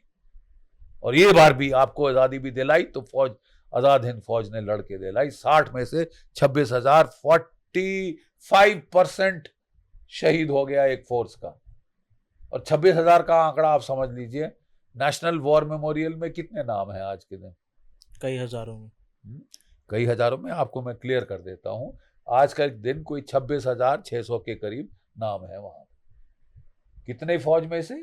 1,30,000 की फौज में, आर्मी नेवी एयरफोर्स। 1947 से लेकर आज तक जो टोटल नंबर है वो 26,600 के करीब। और वहां 60,000 की फौज ने 26,000 की कुर्बानी दे दी थी। छोटी मोटी कुर्बानी नहीं है साहब, बहुत बड़ी कुर्बानी है। और इसको जिस तरह से नजरअंदाज किया गया है, झुठलाया गया है, एक फॉल्स ब्लडी नैरेटिव बनाया है, जो कि क्विस्लिंग्स थे, चाटुकार थे अंग्रेजों के, उन्होंने अपने आप को वो दी है प्राथमिकता। 42 में क्विट इंडिया मूवमेंट हुआ, रिजल्ट उसका 47 में आया। आपने कभी ये सुना है ऐसा? बांग्लादेश में गदर हुआ आज के दिन, तो आज के दिन ही तख्ता पलट हो गया ना। बिल्कुल 5 साल बाद तख्ता पलट होता है, क्या बकवास कर रहे हैं। तो खैर, जो जस्टिस चक्रवर्ती थे उन्होंने दूसरा, वो था जज, ओके क्रॉस एग्जामिनेशन उसको आती थी, तो उसने दूसरा सवाल पूछा फिर, what then was Mahatma Gandhi's role in India's becoming free? Right What do you think Justice अपना Lord Clement Attlee replied? He spelled out the words MINIMAL, minimal, कम से कम। ये कौन कह रहा है? वो शख्स जिसने Independence of India Act sign करा। आप इतिहास तो पढ़ लीजिए साहब, सच पे तो जाइए, सच बोलना तो सीख लीजिए। राइट भाई गांधी जी खुद आपको बोलते हैं कि सत्यमेव जयते वगैरह, तो कम से कम सच तो बोलो, रिसर्च तो ठीक से करो। बाय द वे पीएचडी मैंने भी की हुई है, तो मुझे सिखाए ना रिसर्च कैसे, एमफिल भी की है, पीएचडी भी की हुई है, मुझे रिसर्च अच्छी तरह से आती है। और जो हमने ट्रांसफर ऑफ पावर्स आर्काइव पढ़े, किसी की आंखें हैं तो वो खुद देख ले। उसके बाद आप झूठ और फरेब कर रहे हैं इस देश के साथ। And it is important, where we are going depends a lot on where we came from. हम कहां जा रहे हैं बहुत हद तक मुनस्सर है कि हम कहां से आए, how did we get our freedom. तभी फिर ये अहिंसा के राग इन्होंने पिटवाया हमको 1962 के अंदर। इसी जब आप झूठ बोलो तो फिर झूठ पे झूठ बोलना पड़ता है। हमें फौज की जरूरत। नेहरू जी के पास जब general sir Roy Bucher, first commander in chief और chief of army staff of the independent army of India, 47 के बाद वो बना था, पहले 2 अंग्रेज थे, जनरल सर रॉय बुचर, वो गया नेहरू के पास कि साहब ये 25 लाख की फौज थी, वो काट के अंग्रेज कर गए 3.5 लाख, 3.5 लाख को बंटवारा कर दिया भारत और पाकिस्तान के बीच में। सर ये काफी नहीं है, आपको फौज बढ़ानी पड़ेगी, आपको जो है उसको मॉडर्नाइज करना पड़ेगा। बिल्कुल। तो आप जानते हैं नेहरू ने क्या कहा उस वक्त? नेहरू जी ने जनरल सर रॉय बुचर को, general I don't need an army, India is peaceful non violent ahinsavadi country, who will attack India? No one in his right mind will attack India, we are for peace and shanti and goodwill etcetera etcetera, I don't need an army, I only need the police. अब हम उसी पे आ रहे हैं कि army तो काटी जा रही है, पुलिस बढ़ी जा रही है, तो अब आप पुलिस स्टेट बन जाएंगे ऐसे चलते चलते। और इसका झटका हमको लगा था 1962 में, राइट, जबकि हम शांति अहिंसा पंचशील सब धरे का धरा रह गया, एंड हार्ड रियलिटीज, हमको रियलिटी चेक हो गया। तो अब मुझे समझ नहीं आ रहा कि हम क्यों फिर फौज काटने पे जा रहे हैं, फौज इस पे जा रहे हैं। But the simple fact is, to get back to your basic question, who gave us freedom, Bose और Gandhi? If you go by empirical facts, if you go by the truth, it is Bose. बिल्कुल। And Bose alone who is responsible for your freedom इन 1947। गांधी जी के method से South Africa ने follow किए, right, Nelson Mandela ने follow किए थे। कब मिली थी आजादी उनको? 1990 की दशक। आपको भी उसके आसपास आजादी मिल जाती, शायद। ठीक है, अगर ये हम नाटक पे चलते कि हमने उपवास किया है, हमने खाना नहीं खाया। अरे ऐसे अंग्रेज जल्लाद जिन्होंने 11 भूखमरियां कराई, फैमिन्स कराई इंडिया में, जिससे 60 to 80 million people died, Indians died, they overall health of India was ruined. बहुत बड़ा नंबर है, बहुत बड़ा नंबर है। आप कह रहे हो कि वो आपके उपवास करने से आंखों से झरझर आंसू निकलने शुरू हो गए अंग्रेजों के। I mean don't joke. आपको लगता है कि दैट थोड़ा सा हमारी हिस्ट्री को थोड़ा सा मैनिपुलेट करा गया है? क्योंकि यह जब थोड़ा सा हम स्कूल्स में पढ़ते हैं, इवन मैं जब स्कूल से पास आउट हुआ, सुभाष चंद्र बोस का नाम इतना नहीं सुना ही नहीं होगा आपने। बहुत कम हिस्ट्री की किताबों में तो माइक्रोस्कोप देके ढूंढना पड़ेगा आपको। ऐसा क्यों है कि सुभाष चंद्र बोस का और गांधी जी को बहुत फेवर करा देखिए साहब, अगर आप महिमा मंडन करना चाहते हैं खास खानदान का, एक उसका, और then you are writing hagiography, not history. You understand the difference? Right, सही बात। महिमा मंडन हो रहा है साहब, चमचागिरी तो एक बड़ी खासी आदत है इस देश में, ठीक है। वो जो मुगल कोर्ट थी वो 1 किलोमीटर लंबी थी, दीवाने आम दीवाने खास, और यहाँ से शुरू होते थे नूर आलम फलाना फलाना, और वहां तक उसकी जो गुणगान करते जाते थे आप। आपकी तो जून में चमचागिरी बस गई, चाटुकारिता, ये वो, मतलब you don't want to hear the truth. कोई सच बोल दे आपको तो आप नाराज हो जाते हैं। आपको तो केवल ताली महिमा मंडन की आदत हो गई है। सब जो टॉप पे पहुंचता है बस वही समझता है कि अब I only deserve claps. we need to go by the truth, otherwise we will suffer, right? We will those who don't learn from history are condemned to repeat it, right? सांतान्या। बहुत डीप बात है। अगर आप history से नहीं सीखते हैं तो वो रिपीट आप उसको दोहराएंगे। बिल्कुल। उस हार, उस मार के इतिहास को आप बार बार दोहराएंगे अगर आप इतिहास से सबक नहीं सीखते। बिल्कुल। जैसे सर आर्मी की बात करते हैं, आर्मी में काफ़ी सारी ऑनरी रैंक्स होती हैं, राइट? ऑनरी दी जाती है, लाइक जैसे कपिल देव जी को दी गई या धोनी सर को दी गई। सर ये ऑनरी रैंक्स क्यों दी जाती हैं? और there is a very good reason for giving honorary ranks. You see, these are people, Dhoni and Kapil Dev वगैरह, they have excelled in sports and games, right? So to attract people towards the armed forces, okay, जो हमारी territorial army में उनको honorary ranks दी जाती हैं, okay, मतलब वो part time service करते हैं and then they put on uniform, और उसको यूनिफॉर्म में देख के लड़के मोटिवेट होते हैं फौज के अंदर आने के लिए।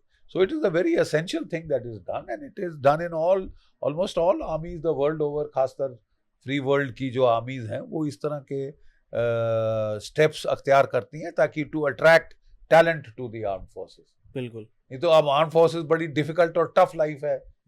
आपको कॉर्पोरेट सेक्टर में जाके 10 गुना ज्यादा पैसा मिल जाएगा, राइट? मम्मी पापा के पास रहोगे, घर में रहोगे 24 घंटे 12 महीने, ठीक है। और यहाँ आपको कभी सियाचिन तो कभी लद्दाख, कभी अरुणाचल, बिल्कुल यहाँ के चक्कर मारने पड़ेंगे। मेरा तो एक्चुअली लाइफ है। नेक्स्ट क्वेश्चन इसी पे था, आइडियोलॉजी पे। सर आपने आर्मी फोर्स में सर्व करा है, आपने इस देश के लिए सर्व करा है। मैं आपसे एक चीज पूछना चाहता हूँ, ये मेरा क्वेश्चन है। लाइक जैसे मैं एक युवा हूँ, हमारी तरह भारत को युवा देश बोला जाता है, बहुत सारे युवा हैं। लाइफ में ना सबको एक चीज चाहिए कि सक्सेस चाहिए, right? Everybody is looking for their success. Success की बात करते हैं तो देश की तरफ कोई नहीं देखना चाहता, आर्मी की तरफ कोई नहीं देखना चाहता। लोगों को लगता है कि दैट उधर हम उतनी सक्सेस को अचीव नहीं कर पाएंगे या उधर उतनी दूर हम जा नहीं पाएंगे। सर एक आर्मी मैन की आइडियोलॉजी क्या होती है? जो आर्मी में जाते हैं उनकी आइडियोलॉजी क्या है? Look, I'll tell you the ideology, but I want you to define what do you mean by success.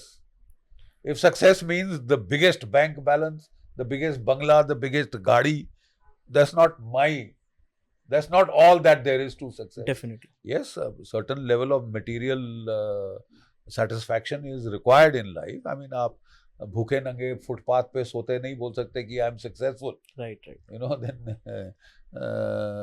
but the fact of the matter is, you see, the army is a way of life. The armed forces rather are a way of life. Duty, honor, country. This is a way of life where the values are self-transcending. There are two types of values, self-assertive, or two types of emotions, self-assertive, self-transcending. You know, self-assertive is greed, lust, चोरी, डकैती, ये सब self-assertive है। बिल्कुल कि भाई मेरे को ज्यादा से ज्यादा चाहिए, तो I assert my limited ego myself, कि मेरे को बंगला, मेरे को गाड़ी, मेरे को ट्रॉफी वाइफ, मेरे को this, that and the other, ये सब। So that is one. Self-transcending values are the exact opposite. बिल्कुल। Courage is self-transcending. Courage. When I go on the battlefield and आप कह रहे हो कि यार मेरे को अच्छा खाने को मिले, मुर्गा खाने को मिले, शराब मिले, मीट मिले, वाइन मिले, so that you are looking after the body.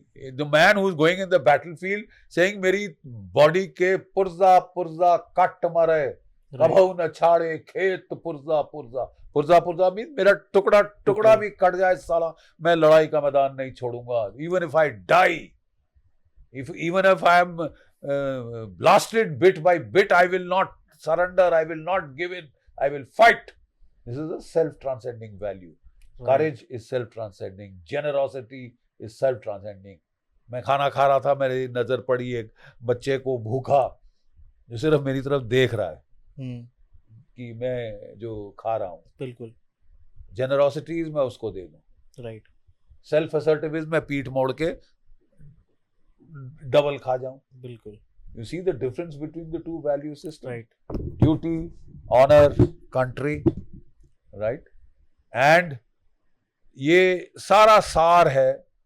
जब आप इंडियन मिलिट्री एकेडमी देहरादून में जाएं, वहाँ पे चेटवुड हॉल है जहाँ हमारे पुराने फ्लैग्स और गिडियंस वगैरह सब लगे हुए हैं. Very hallowed place. म्यूजियम है वॉर का सारा. तो वहाँ पे एक वो जो है वुडन स्टेप्स हैं और उनके ऊपर मेहॉगनी के ऊपर गोल्डन वर्ड्स में एस्क्राइब्ड है the Chetwode motto. The safety, honour and welfare of your country comes first, always and every time. The honour and welfare, safety नहीं बोला, honour and welfare of the men you command comes next. Your own ease, comfort and safety come last, always and every time. कि सबसे पहले सर्वोपरि मेरा देश है. देश के बाद मेरे जवान जिनकी जिम्मेवारी मुझ पर है. राइट. उनकी वेलफेयर एंड उनका जो है wellbeing is more important to me than my own. मैं सोऊं ना सोऊं वो ठीक सोएं. मुझे खाना मिले ना मिले उनको मेरे से पहले मिले. राइट. ये नहीं कि पहले मैं खा जाऊं और वो देखते रहे वगैरह. All that not. ये बेसिक वैल्यूज हैं. And I find these are self-transcending values, not self-assertive values. ठीक है? बिल्कुल. Most of society goes on self-assertive values, greed, lust, अपना फायदा, personal benefit. मेरे लिए, मेरे लिए, मेरे लिए. महाभारत के युद्ध के काल में भी यही वैल्यूज थी. राइट. दूसरे का पैसा मुझे मिल जाए, दूसरे का किंगडम मुझे मिल जाए, दूसरे की रानी मुझे मिल जाए. ये डिस्ट्रक्टिव वैल्यूज हैं. These are destructive values, but these are consumerist values of a consumerist society. हमारी वैल्यू सिस्टम ही अलग है. So in success in me, success in my lexicon is my batchmate, Second Lieutenant Arun Khetrapal, Param Veer Chakra, मरणोपरांत, आयु 21 वर्ष. That he's an ideal. Right. He's an ideal in the army. मेरा batchmate, मेरे साथ training किया. मेरा दूसरा batchmate colonel Neelakantan, colonel NJC Nair, Ashok Chakra, Kirti चक्र. अशोक चक्र is the highest peacetime gallantry award. कीर्ति चक्र is equivalent of MVC. Paramvir चक्र, महावीर चक्र, बाप रे. Died fighting the Nagas. Ambush किया उसको और उसको चार्ज किया उसने उनके और उसमें वो मर गया, बट उसने पलटन को बचा दिया. So in this value system which is self-transcending, this is the highest value, to lay down your life for your country, for the cause that you believe in. Definitely. All right? And it transcends. It is more than me. It is more than my family. It's more than everything else put together. My country comes first. So your definition of success will then be quite different. Definitely. Then be quite different. Sir, आपके career पे अगर बात पूछूं, आपने इतने साल army को सर्व करा, अगर जीडी बख्शी आर्मी में नहीं होते तो आप क्या होते? You see, a very simple question that is asked. If I had my life all over again, what would I do? I would join the army. You will join the army. I will join the army again because I had no doubt as to what I had to do. By the time I was 9th, 10th class, I had made up crystal clear my mind. And if there was any shadow of doubt left, when I had an elder brother, Captain Srishti Raman Bakshi, 11th Battalion Jammu and Kashmir Rifle, जो कि भारत पाकिस्तान युद्ध 1965 में शहीद हुए थे। ठीक है, वो 1965 में शहीद हुए। 1966 में मैंने एनडीए का एग्जाम दिया, 1967 में एनडीए के अंदर था। बिल्कुल। क्या आप अंदाज लगा सकते हैं मेरे घर में कितना तूफान मचा होगा? इसी आपके शायद मैंने पढ़ा था कि दैट आपके फादर ने आपको बहुत रोकने की कोशिश करी। नेचुरली एक जिसका बेटा खो गया हो, बिल्कुल, तो सब लोग कहते हैं भाई शहीद भगत सिंह पड़ोसी के घर में पैदा होना चाहिए, हमारे घर में नहीं। क्योंकि देखिए साहब, एक बेटा खोने के बाद दूसरा बेटा भेजना, कलेजे पे पत्थर डाल के भेजना होता है। तो नेचुरली ही वाज नॉट कीन कि एक बेटा गया दूसरा भी चला जाए ऐसे। और तकरीबन जैसे ही हमको कमीशन मिली थी तो बांग्लादेश का युद्ध, 1971 का युद्ध देखा है हम लोगों ने। बिल्कुल, ठीक है। और मेरा तो सारा जीवन मैं इन्फेंट्री में था। ठीक है। और इन्फेंट्री में मैं लड़ा हूँ 1900, हर रैंक पे मैंने युद्ध देखा। सेकंड लेफ्टिनेंट हम लोग बांग्लादेश के 1971 वॉर में थे, इपॉकल वॉर, डिसाइसिव कॉन्फ्लिक्ट। 1900 जब मैं मेजर बना तब मैं पंजाब में काउंटर टेररिस्ट ऑपरेशन लड़ा और मेरे को एक सिख कंपनी की कमांड दी गई थी, खालसा टेररिस्ट, जो खालिस्तानी टेररिस्ट, उनसे लड़ने के लिए। और जितना मेरे को उनसे लॉयल्टी मिली शायद ही किसी और से मिली। मतलब अपने ही लोगों के खिलाफ लड़ाना, वो भी एक बहुत, it's a very difficult task. अपनी कम्युनिटी उस वक्त उनको बहुत their emotions were deeply hurt, wounded, there's no doubt, but फिर भी उन्होंने देश के लिए, फिर भी अपने देश के लिए, अपने नमक के हक के लिए वो लोग लड़े। और जितना उनसे मेरे को वफादारी मिली शायद ही कहीं मिली। जब मैं लेफ्टिनेंट कर्नल बना, मैं कारगिल में अपनी बटालियन कमांड करी और वहां मैं लड़ा और ताबड़तोड़ लड़ाई हुई थी। कोई मेरे 6 जवान शहीद हुए थे, 21 घायल हुए थे। हमें 1 वीर चक्र मरणोपरांत, 4 सेना मेडल, मुझे विशिष्ट सेवा मेडल, 20 आर्मी कमांडर चीफ के कमेंडेशन कार्ड और चीफ की साइटेशन। मतलब ये दर्जे की लड़ाई हमने पाकिस्तान की 29 बलूच के तो खूना खच्चर कर दिया था। थी नॉर्दर्न लाइट इन्फेंट्री के पर खच्चे उड़ा दिए थे हम।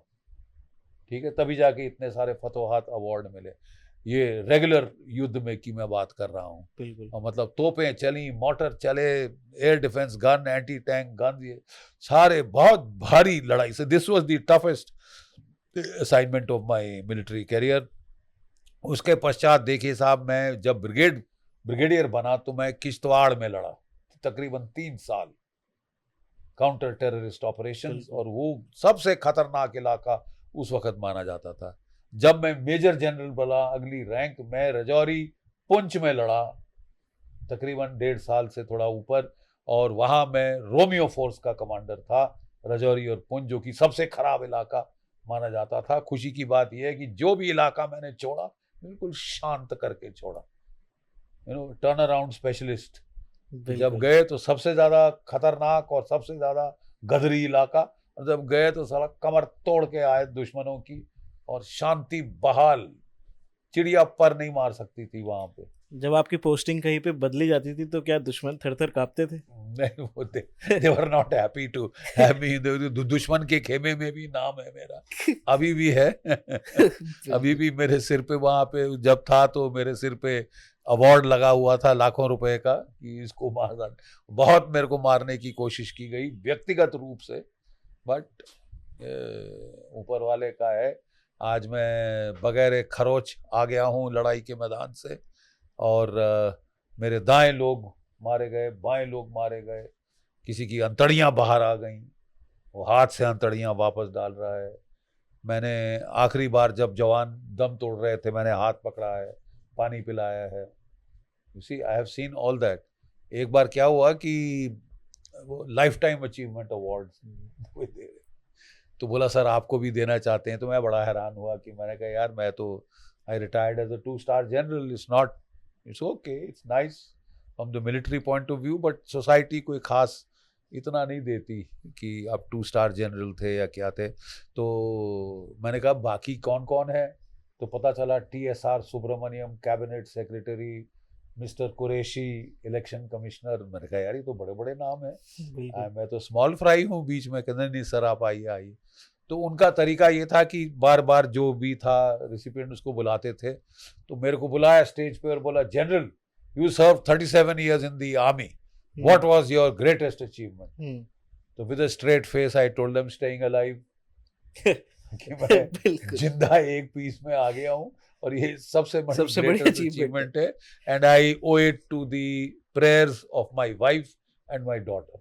बिल्कुल उनकी पूजा अर्चना प्रार्थना, ठीक है, उससे मैं बगैर खरोच खाया आ गया। ऐसे जगह जहाँ की अंतड़ियां लोगों की बाहर आ गई थी, शरीर के टुकड़े टुकड़े हो गए थे। बिल्कुल बड़ी लाशें देखी है मैंने साहब, देख देख के तो आंखें उकता गई। लेकिन एक स्टेज ऐसा आ गया कि कोई फर्क भी नहीं पड़ता था उसके बाद। You got so hard hearted, you know. खासकर दुश्मन की लाशें देख कर तो बिल्कुल जीरो फर्क पड़ता था। अपनों की देख कर तो फिर भी आदमी थोड़ा आंखें गीली हो जाती थी, लेकिन दुश्मन की लाशें बहुत देखी है मैंने, बहुत बहुत बहुत। It's an amazing journey sir, that आपने शायद दौर बदलते देखे हैं, आपने मुश्किल हालात देखे जो शायद एक नॉर्मल सिविलियन कभी महसूस उसके बारे में सोच भी नहीं सकता। You can't imagine it. I mean, you have to be a soldier to definitely उसके empathize. लिए you have to be a soldier. Sir जाते जाते मैं चाहूँगा, आपने एक जीवन में बहुत कुछ देखा है, आपने बहुत सारी अचीवमेंट्स करी हैं, आपने इतना देश को सर्व करा है और आज भी आप इस एज में भी कंट्रीब्यूशन करते ही रहते हो कुछ ना कुछ तरीके से। सर हमारे दर्शक बहुत सारे युवा दर्शक हैं, मैं चाहूँगा कि आप उनको अपनी लाइफ से एज अ GD बख्शी आप उनको क्या एडवाइस करोगे कि दैट उनको क्या लाइफ में फॉलो करना चाहिए, कैसे लाइफ को बेटर करना चाहिए, क्या चीज़ों को अवॉइड करना चाहिए? देखिए, मैं जब हम स्टाफ कॉलेज कर रहे थे तो हमारे कमांडेंट होते थे general Balram, very tough, very straightforward, Spartan, honest to a fault, बहुत अच्छे सिपाही वो।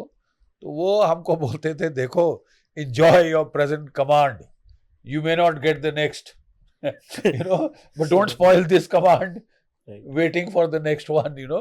तो जो है उसमें संतोष करो, enjoy करो, do your duty to your damnedest। जो भी आपको लाइफ में ड्यूटी मिली है, however big, however small, do it to your damnedest।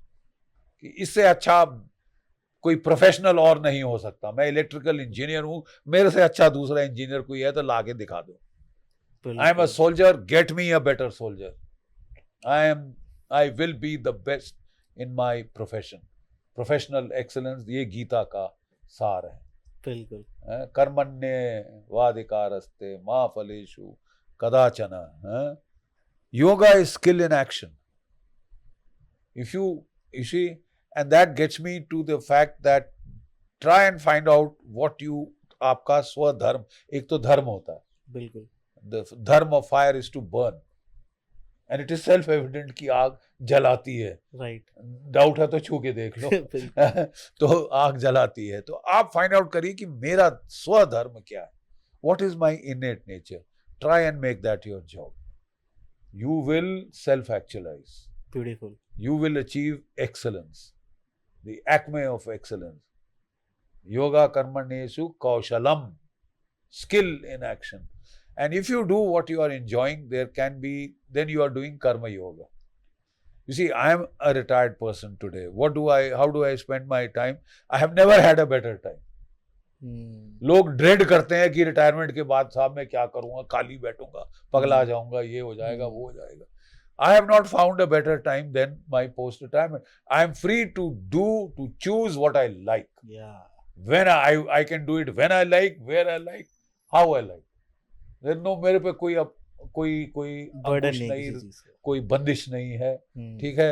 So I go around। मैंने जब रिटायर हुआ तो मुझे समझ नहीं आया क्या करूं, तो मैं बच्चों के स्कूलों और कॉलेजों में जाकर उनको सेना के बारे में बताता था, सेना के मूल्यों के बारे में बताता था, द वैल्यूज मिलिट्री। ये हरियाणा का प्रांत है, बड़े टफ लड़के हैं, अच्छे स्पोर्ट्समैन हैं, हमको बड़ी चाहत है कि ऐसे बच्चे हमारे सेना में जाएं। तो I used to go to schools and I still go whenever any school and college calls me, I never say no.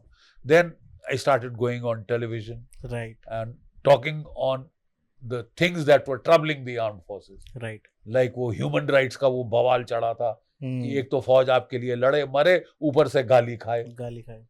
वो कब तक लड़के बर्दाश्त करेंगे? You see. तो मैं फिर, since I had seen those boys suffer, उन पे इल्जाम लग रहे, ये लग रहा, वो लग रहा, एक तो तुम्हारे लिए लड़ रहे, तुम्हारे लिए मर रहे, किसी की टांग जा रही, किसी का हाथ जा रहा, ऊपर से गाली खाओ। बिल्कुल। और वो भी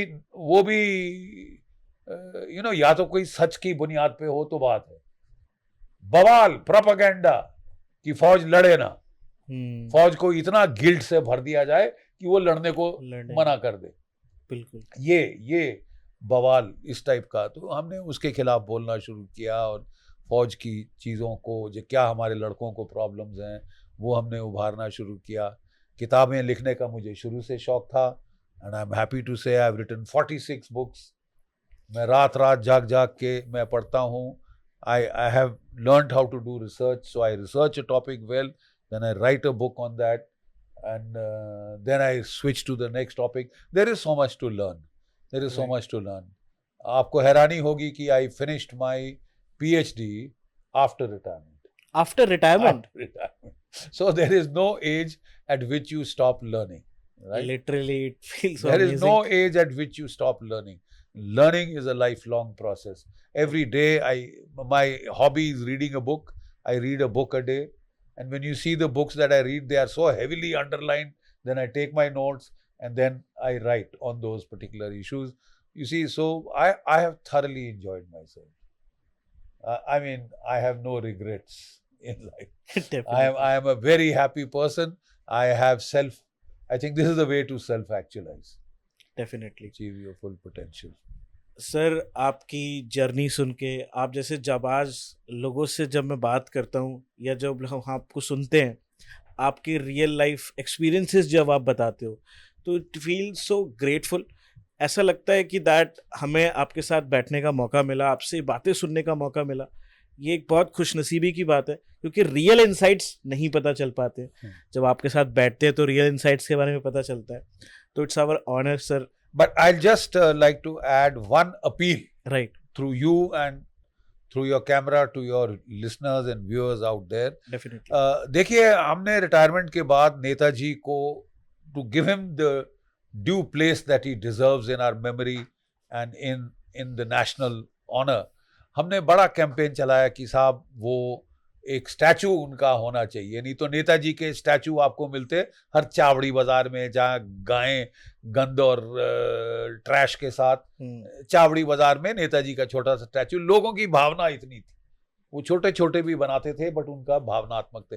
मैंने कहा he deserves to be on Rajpath, which is now called Kartavya पथ।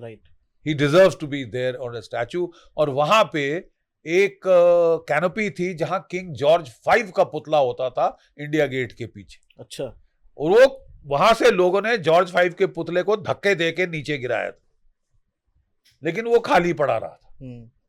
ठीक है, तो हमने कहा कि साहब सबसे उपयुक्त स्थान नेताजी के लिए वही है, राजपथ पे, कर्तव्य पथ पे, उस कैनोपी के नीचे है, जहां पे king George 5 you know king emperor of India वगैरह वगैरह वहां होता था। वहां उनका स्टैचू होना चाहिए, क्योंकि उसने मुक्ति दिलाई अंग्रेजों से। राइट। तो साहब 10-12 साल लगे, but I am very happy कि फाइनली ये बात मोदी जी तक पहुंच गई, और उनको एकदम ये बहुत he was very happy with this thing.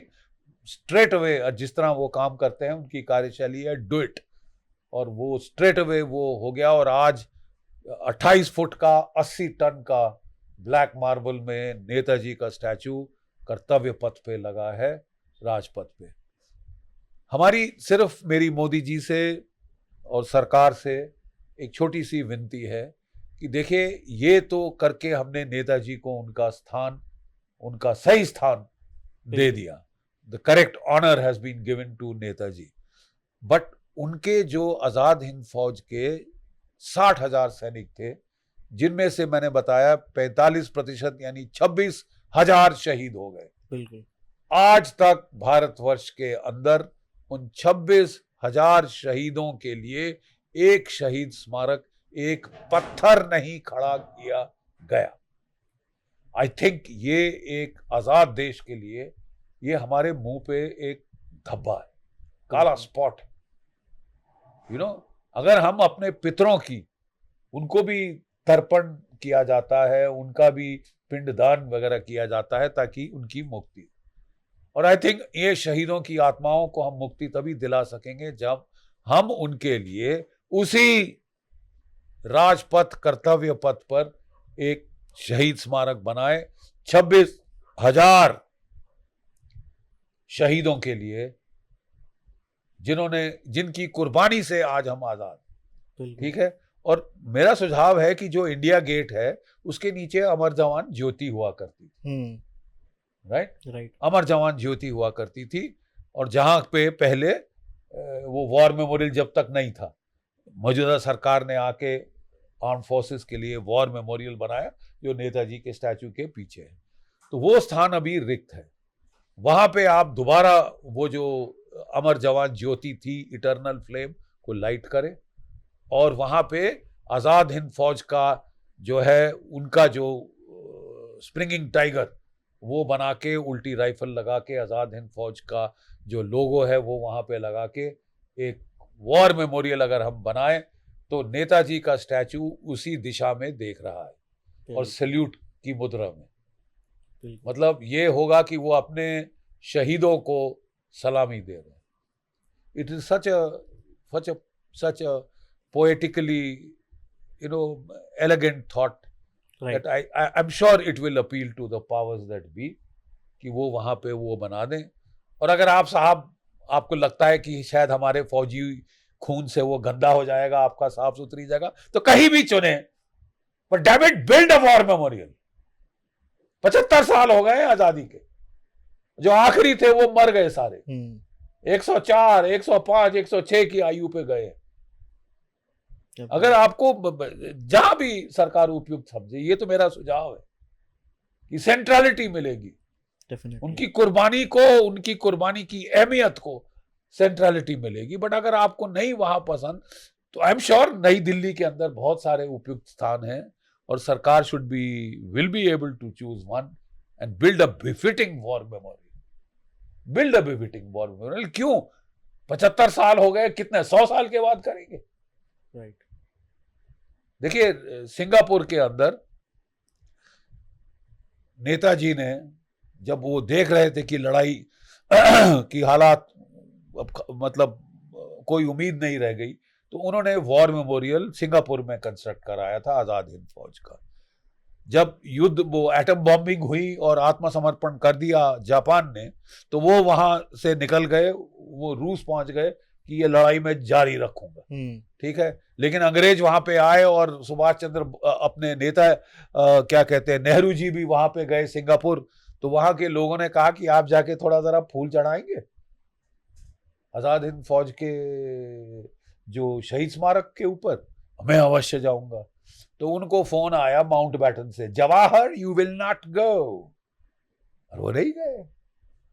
और माउंटबेटन ने वहां पे बारूद लगवा कर आर्मी इंजीनियर्स भेजे, बारूद लगवाया और उड़ा दिया वो शहीद स्मारक आजाद हिंद फौज का।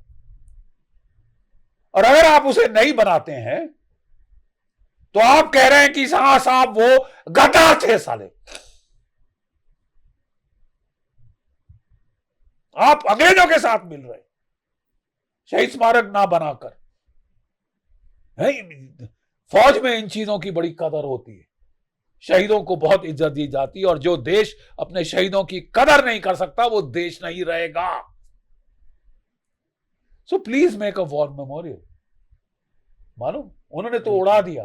क्या आप जानते हैं कि 1995 में भारतीय मूल के जो भारतीय नागरिक थे सिंगापुर में, उन्होंने जेब से पैसा खर्चा किया और दोबारा एक आजाद हिंद फौज का शहीद स्मारक बनाया, जो कि इतिहास की पुस्तक के रूप में जो भी जाता है सिंगापुर वो उसे देख सकता है। हमारे रक्षा मंत्री जी उन्होंने खुद मुझे बताया कि वो गए वहां, वो देखे हैं। लोग जेब से पैसा खर्चा कर सकते हैं। अरे साहब, हमारी $3 ट्रिलियन इकोनॉमी है, $5 ट्रिलियन बनने वाली है। हमें एक शहीद स्मारक नहीं बना सकते? एक शहीद स्मारक मतलब कौन सी बड़ी चीज? Definitely sir. I think it should, the moment it reaches the highest quarters, I'm sure it will get done, but it now needs to be done. आप चाहे लाल किले के आगे बनाएं, पीछे बनाएं, आप चाहे मतलब जो अपना कर्तव्य पथ पे बनाएं, लेकिन वो दिल्ली के बाहर नहीं होना चाहिए साहब, दिल्ली में होना चाहिए, राजधानी में होना चाहिए। डेफिनेटली, नहीं तो फिर वो चावड़ी बाजार सिंड्रोम आ जाएगा कि नेताजी, आजाद हिंद फौज, चावड़ी बाजार। ये that is an insult, it's a blood insult. और मुझे खास ये चीज चुभती है क्योंकि मैं आजाद हिंद के कितने सैनिक यहाँ हरियाणा में हैं, और जब तक वो जीवित थे मैं उनको मिलता था, उनका आशीर्वाद लेता था, और हम बहुत अनुरोध करके सरकार से उनको रिपब्लिक डे परेड पे लाए थे उनमें से। बिल्कुल, एटलीस्ट ये ऑनर तो दे दो। और फिर तिरंगे झंडे पे मोदी जी ने 21 अक्टूबर को, जबकि the day of declaration of independence by Netaji Subhash Chandra Bose in 1943, वो लाल किले पे दोबारा मोदी जी आए थे और उन्होंने तिरंगा झंडा फहराया था। और वहां तब एक नायक लालटी राम, वो सीनियर मोस्ट था उस वक्त, आजाद हिंद फौज के सिपाहियों में वो थे, वो भी अब गुजर गए। अब वो सब चले गए हैं, कम से कम अब तो बना दीजिए। डेफिनेटली, ये 170 साल और लगेंगे। I mean it is not such a big thing, not such a big thing, but it means a lot. It means a lot about you, your self image as a nation state, and how you, if you don't honour your martyrs.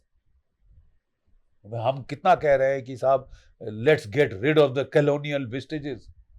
That means you honor the INA as the army that freed you. और why it's getting delayed, कहाँ bureaucratic hurdle है, मेरी तो समझ के बाहर है। But I'm sure this appeal will reach the people. Today you are empowered. You have these social media. You have that button. Press it. Definitely. Yeah, you can click, like and share.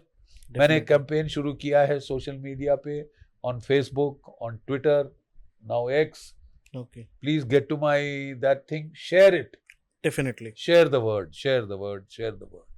Definitely sir, आपकी ये जो appeal है ये ज़रूर उन तक पहुँचेगी जहाँ तक पहुँचनी चाहिए। एंड सर, हम बहुत गर्व की बात है कि दैट आप द प्रतीक शो पे आए। एंड डेफिनेटली आपसे मुझे ऐसा लगता है कि मैं जितनी बार भी मिलूंगा मुझे एक नई कहानी, एक नया किस्सा या फिर बहुत कुछ सीखने को मिलेगा। और मैं चाहता हूँ कि मैं आपसे इसी बहाने मिलता रहूं और हमारे दर्शक भी आपसे मिलते रहें, क्योंकि शायद हमारे लिए आपके पास बहुत कुछ सिखाने को है आपके पास, तो हम सीखना भी चाहते हैं और आगे भी बढ़ना चाहते हैं। So thank you so much for coming to our show and it being honoured to host you, and thank you so much. जय भारत, जय हिंद। डेफिनेटली, जय हिंद।